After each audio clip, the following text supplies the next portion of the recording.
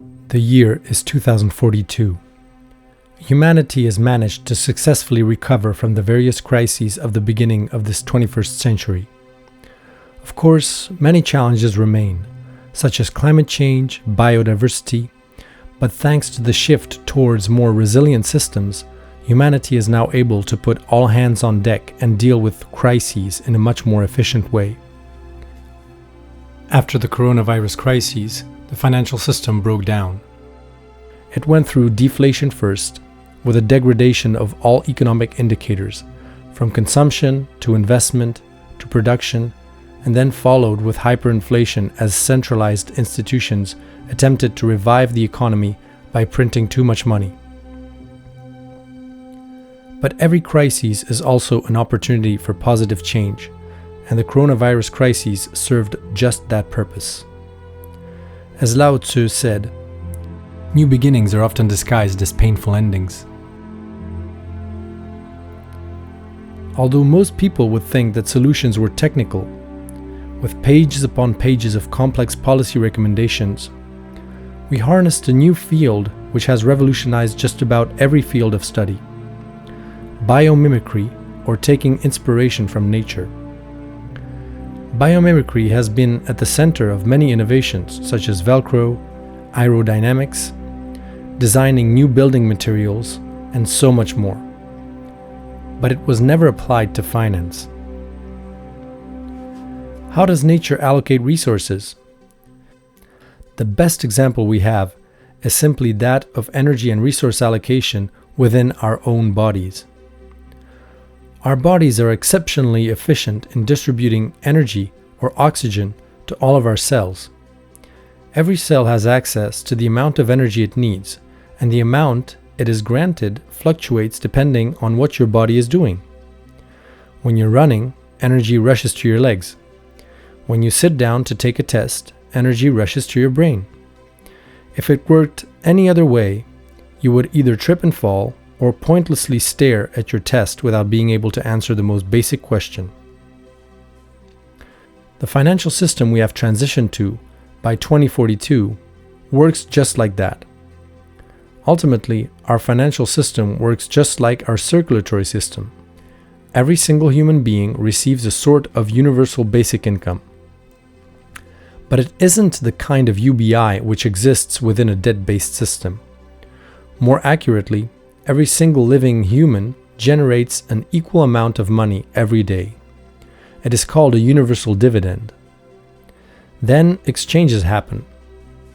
As people spend their universal dividend, money concentrates where it is most needed. Money, therefore, becomes a form of voting system, which is used to determine what each single person finds valuable at any point in time. If most people decide to buy organic food, money concentrates with the producers of organic food, which allows them to upscale their economic activity.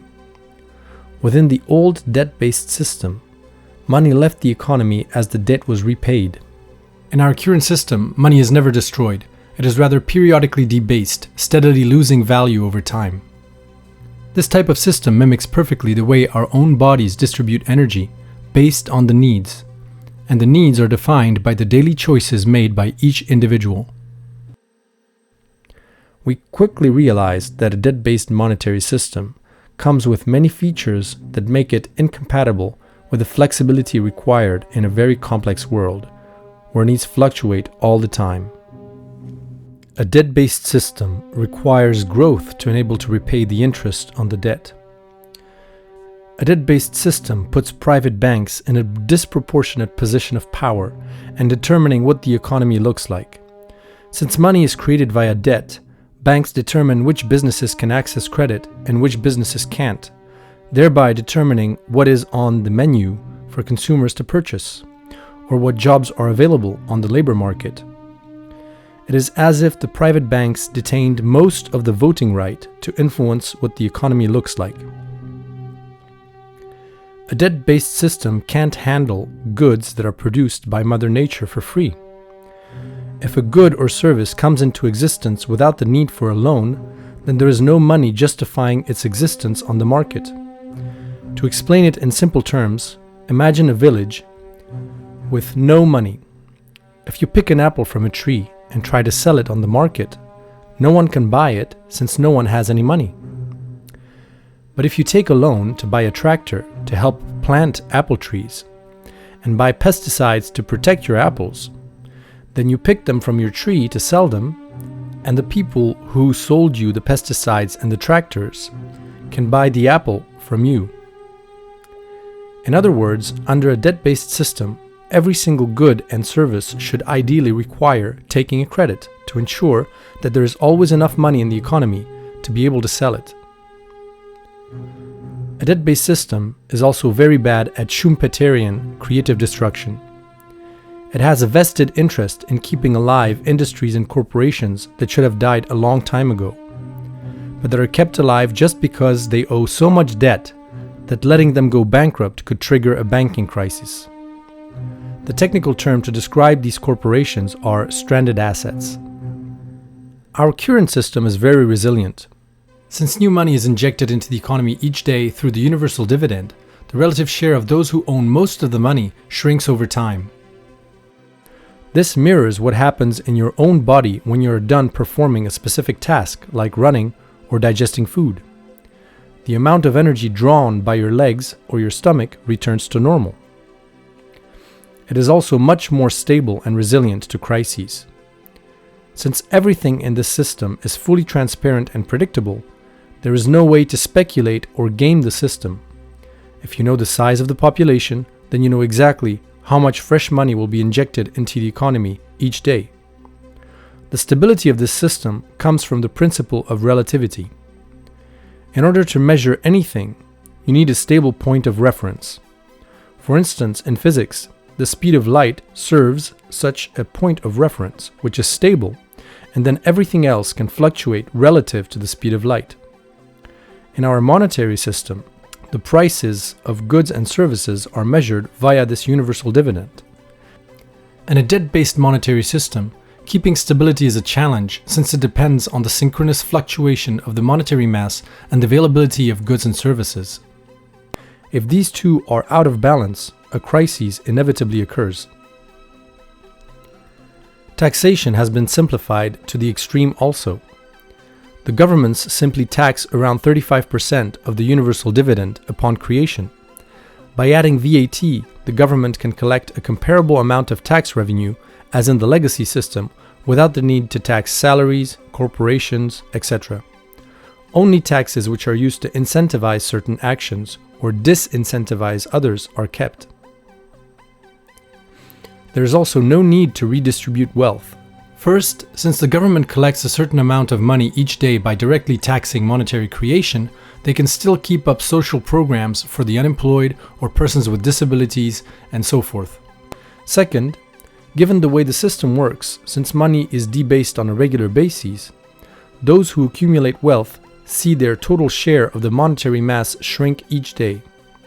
Thus, for anyone to stay wealthy, people need to periodically keep sending them fresh money, just like our bodies keep sending fresh oxygen to our legs as long as we run.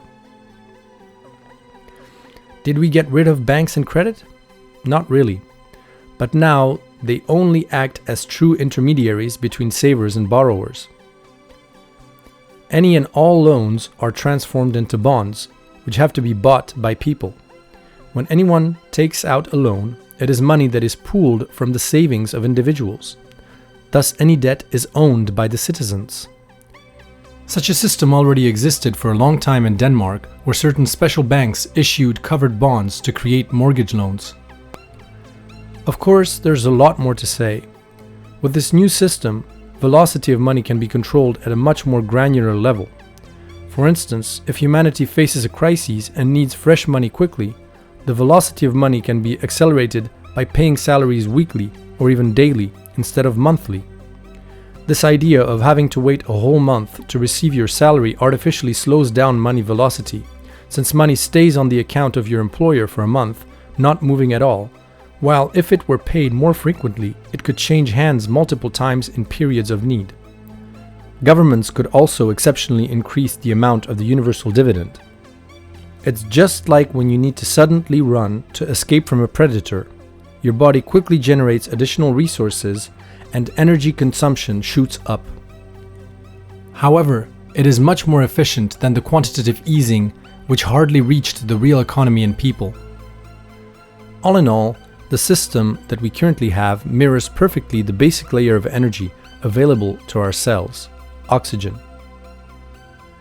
As you can imagine, just like our bodies, we have a multi-layered financial system. Crypto assets basically play the role of water and food, minerals, vitamins, proteins, sugars.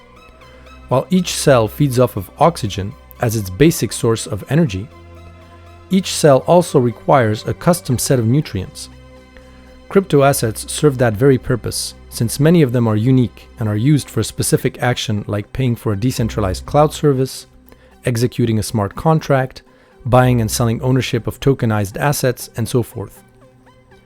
In 2042, certain crypto assets like Ethereum have become more important than others as they play the role of water, an important base layer which facilitates complex interactions between people, setting up decentralized cooperatives, running a host of smart contracts, and more. The debt-based system could not handle the emergence of crypto assets. Once people started using them for other purposes besides speculation, and even used them as means of exchange, it amounted to a virtual multiplication of the monetary mass, which threatened to generate mass inflation. Only a system which had a mathematically determined stability via stable creation-destruction parameters could handle the emergence of crypto assets. It also allowed to stabilize the value of crypto assets, since their value could now be measured thanks to a neutral and predictable measuring stick. Again, this combination mirrors the wisdom of energy and resource management in our own bodies. The reason why a person doesn't die when eating bad sushi is thanks to our respiratory system and the continuous and stable inflow of oxygen to each and every cell. In the first few decades, humanity's relationship to crypto assets was the same as the relationship between a baby and food. A baby sticks just about anything into its mouth. Some crypto assets succeeded, while others gave humanity diarrhea. But in order to allow people to experiment with crypto assets without dying from indigestion, we need to first create a highly resilient and stabilizing base layer. Since every person is guaranteed to receive their universal dividend for life, it allows them to experiment and try things without putting their entire livelihood in jeopardy. The transformation of the financial system basically transformed the entire economy into a giant financial democracy, a giant permanent crowdfunding, where the role of governments and private banks was no longer as important, and where the combined daily individual decisions made by people were then reflected in the economy. It allowed to move away from the obsessive-compulsive need of governments to control and micromanage the economy and trust that people's decisions would bring about a wisdom of the crowd effect. We had to address the same fears as those we lived through when we switched to full representative democracy. The fact that people were uneducated and stupid and would make poor decisions in voting people into government. In the end, while democracy is far from perfect, it is still much better than to have remained under the tyrannical reign of kings and queens. The world in 2042 is far from perfect, but thanks to a resilient financial system, we can handle the world's imperfections. There is so much more to say, of course. What really changed our reality was a paradigm shift. To best understand just how revolutionary a paradigm shift is, here is a little example. Lightning strikes. Quick! Bring me my youngest son. I shall offer him as a sacrifice to calm the wrath of the gods. Lightning strikes. It's just a normal electric phenomenon. Here, let's install a lightning rod and everything will be fine. From this simple example, we can see that while the outer world has not changed, lightning remains lightning. The way we interact with the outer world has changed completely. The last paradigm shift humanity has undergone was a shift from monotheist religions to materialist science. A paradigm shift was a prerequisite for people to take an interest in their material well-being and the world around them, as opposed to blindly following what religious leaders told them and being obsessed only with saving one's soul in order to go to heaven. Humanity has undergone the same revolution in the first half of the 21st century with a completely transformed outlook on reality. The universe is full of repeating patterns and principles, from fractals, spirals, mathematical proportions like the golden ratio, whether looking at lightning, a tree, or our nervous system, an atom and a solar system, our skin and a leaf, flowers, fruits and vegetables. Why were we so adamant that humanity was outside of nature, that we had not developed exactly as we were always supposed to? Biomimicry was only the first step. We very soon realized that we had never left biomimicry. From the very beginning, it would seem that we had unconsciously replicated on the outside the wisdom and experience we had all gone through on the inside. After all, the information inside our cells, what we call our DNA, is responsible for the way they organize on the outside, which manifests as our body. What if our very body wasn't a form of template or DNA, responsible for determining what we manifest on the outside? Once you consider that each human is but a cell in some kind of global collective organism, then many things start to take on a very different meaning.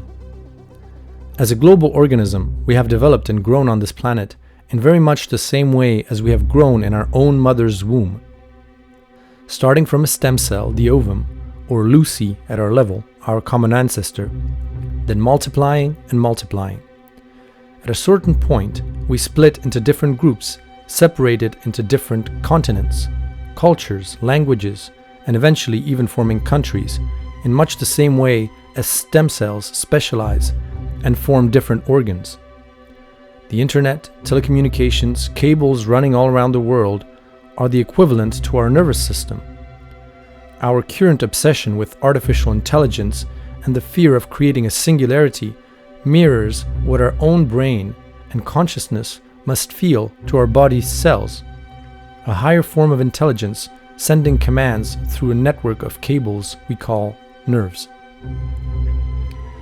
The energy crises, peak oil, and the necessary energetic transition is the equivalent to what we have experienced while still in our mother's womb. We are indeed still very dependent on our mother's blood, and at birth have transitioned more or less abruptly from one unsustainable source of energy to a more sustainable one, while simultaneously completely transforming the relationship with our mother from being a parasite growing exponentially in a limited space, draining all of our mother's resources like a vampire, to a much more symbiotic and respectful one, where we rely only partially on our mother's resources while feeding on a seemingly unlimited source of energy, oxygen. Towards the end of pregnancy, we also nearly poisoned ourselves in our own waste, our own feces, as the womb could no longer recycle our urine fast enough to transform it back into edible amniotic fluid, sometimes going as far as poisoning ourselves in our very first bowel movement, the meconium. The repeating crises becoming more and more frequent are very much like contractions leading up to our own birth. The coronavirus, which spread across the world and whose main symptoms were death by suffocation, also mirror the situation a baby could encounter towards the end of pregnancy, as the placenta is no longer capable of providing for the baby's needs and the individual cells suffering from suffocation. So again, what has really changed on the outside? A lightning strike remains a lightning strike, the same as a financial crisis remains a financial crisis. But what may seem like random and meaningless from one vantage point might make perfect sense from another. Our understanding of the events that unfolded in the early 21st century, the meaning we assigned to them, changed completely the way we reacted to them, and thereby completely transformed the reality we experienced. A shift from a tribal animist paradigm to a materialist science paradigm allowed us to go from living in caves to build modern houses, cars, computers, and more. And so while climate change, the coronavirus, and various financial crises may seem to happen for no reason from a materialist science lens, from another perspective, they appear as completely normal and foreseeable. We have simply replicated the experience that we have all been through on the inside in our outer reality. And this paradigm shift changed humanity's priorities. Instead of chasing after new technologies or highly complex solutions to problems beyond our control and understanding, we simply focused on replicating the harmonious interactions between the cells and organs in our body to the behavior of humans towards one another. Are you ready to behave like one cell in a global collective organism? That is the most important question every human has had to answer in the years leading up to 2042. Compare the experience of unicellular organisms fighting each other for resources in a swamp to the experience that the cells in your body are having right now. Which experience do you want to have? Unity or division? Harmony or dissonance? The choice is yours.